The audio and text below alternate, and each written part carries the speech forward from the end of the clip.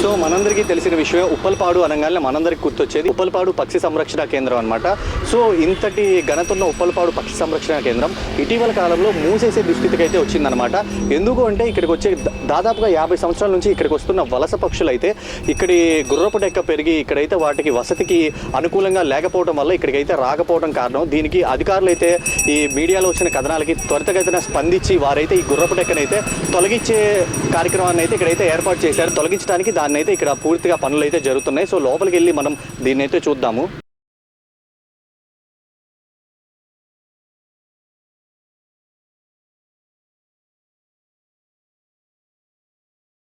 So మనం ఇక్కడ చూసుకున్నట్టయితే ఈ తొలగించిన గుర్రపు డెక్క ఏదైతే ఉందో సో ఇక్కడైతే వేసారనమాట. తర్వాత ఇక్కడ నుంచి బయటకైతే షిఫ్ట్ చేస్తారు దీన్ని.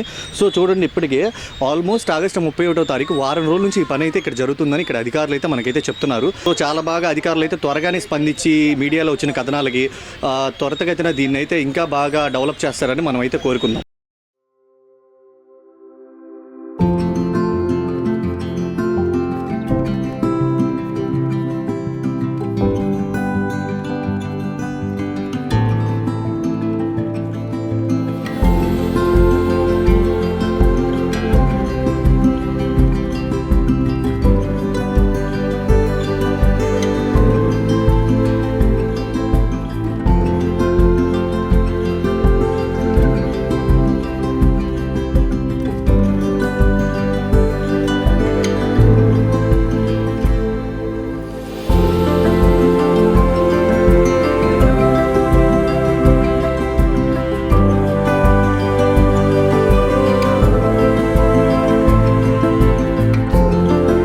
సో ఇక్కడ వచ్చేసి ఉప్పల్పాడు చైర్మన్ హరిబాబు గారు అయితే ఉన్నారు. సో వీరి మాటల్లోనే అధికారులు స్పందించి ఇక్కడ పనులు ఎలా జరుగుతున్నాయో వీరి మాటలు అయితే అడిగి తెలుసుకున్నారు. ఇప్పుడు మొన్న 31వ తారీఖు నుంచి వర్క్ అనేది బాగా జరుగుతుందండి. బాగా అంటే బాగా రోజుకి 90-80 నెంబర్స్ వచ్చి వర్క్ బాగా చేస్తున్నారని అధికారులు కూడా వాళ్ళు మా రేంజర్ గారు కానీ డిఆర్ఓ గారు కానీ డిఎఫ్ఓ మేడం గారు కూడా నిన్న కూడా వచ్చి బాగా వర్క్ బాగా జరుగుతుంది, ఇబ్బంది ఏమి లేదు, ఎంతైనా ఖర్చు పెట్టి చేపిస్తామని చెప్పి వెళ్ళారు. నిన్న వచ్చిన మేడం గారు కూడా వర్క్లో మాత్రం ఏ విషయంలో కూడా వర్క్ ఆకుండా జరుగుతున్నాను. అంతమందిలో అయితే బాగా ఇబ్బందులు పడ్డాం.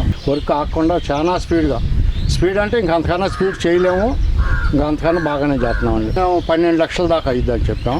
సరే ఎంతైనా ముందర పని మాత్రం ఆకుండా చేద్దామండి అని ట్రాక్టర్లు కానీ మనుషులు కానీ జేసీపీ మిషన్లు కానీ ఏది అన్లోడ్ చేసింది కూడా వర్క్ మొత్తం తీసుకెళ్ళి మళ్ళీ దాన్ని సాధారణ చేయటం వర్క్ మాత్రం బాగా జరుగుతుందండి. ఈ వారం ఖచ్చితంగా ఇదే రోజుకు వారం అండి. మా ఎమ్మెల్యే గారు ఏదో పనుల మీద ఉన్నారు. ఆయన మా నరేంద్ర గారు అంటే ఆయన చూసి కూడా వాళ్ళు పరిగెత్తుతారు కదండి.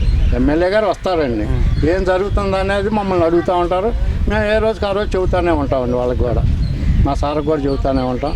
మా సార్ కూడా అసలు దీన్ని వదిలిపెట్టొద్దని మాకు ఎప్పుడు చెబుతూనే ఉంటాడు.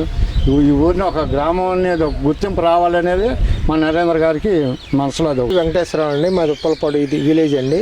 ఈ ఊరేను టికెట్ కలెక్షన్ అండి నేను ఇక్కడ చేసేది. ఇది గుర్రపు డెక్క కొద్దిగా పెరిగిపోయిందండి, అనుకోకుండా వరదలది వచ్చి పెరిగిందండి.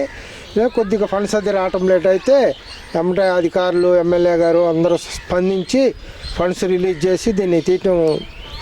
చేసి అమ్మటే ఎమర్జెన్సీ వర్క్ కింద పెట్టి తీస్తున్నారండి. నిన్న వచ్చి మా డిఎఫ్ఓ మేడం గారు కూడా వచ్చారండి, వచ్చి పర్యవేక్షణ చేశారు. ఈ 31వ తారీఖు నుంచి ఇప్పుడు దాకా ప్రతిరోజు రేంజర్ గారు, డిప్యూటీ రేంజర్ గారు, బీట్ ఆఫీసర్ గారు, ఇంకా కింద స్టాఫ్ వీళ్ళందరూ వచ్చి ఇక్కడుండి పర్యవేక్షణ చేసి సాయంత్రం దాకా ఉండి ఇక్కడే భోంచేసి పర్యవేక్షణ చేసి నీట్గా వర్క్ చేపించి వెళ్తున్నారండి.